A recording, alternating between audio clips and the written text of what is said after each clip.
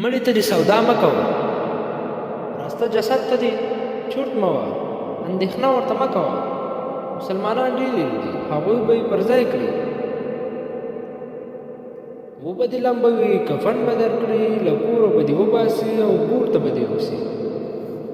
ډېر خلک به دې په جنازې کې شرکت وکړي او ستا د ښخولو لپاره به ډېر خپل کارونه پرېږدي. په دوی کې به ډېر داسې وي چې یوه ورځ به یې هم تا ته د نصیحت کولو فکر هم نه وي کړی. دا د شخصي استعمال لوازم لکه کلیګانې، کتابونه، بټوه، بوټان او کالي به دې یا وغورځول چې یا دې که کورنۍ وتوانېږي خیرات به یې کړي چې ګټه یې تا ته در ورسېږي.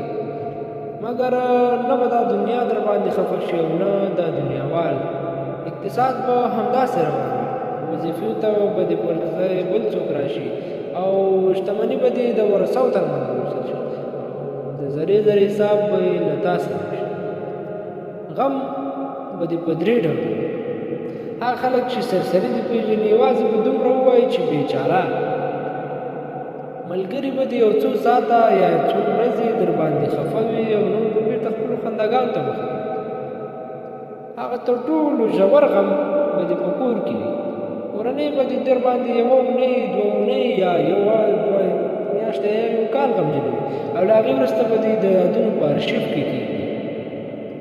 په دې توګه به دې دلته کیسه ختمه شي او د آخرت کیسه به دې پیل شي.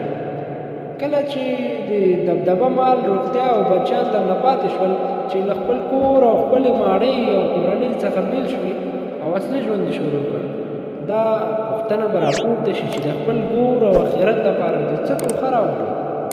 نو په دې پوښتنې همدا اوس فکر وکړه او فرایضو، نوافلو، پټې صدقې، پټو نیکو اعمالو او تهجد ته پام کوه. کیدای شي چې خلاصون دې په برخه شي.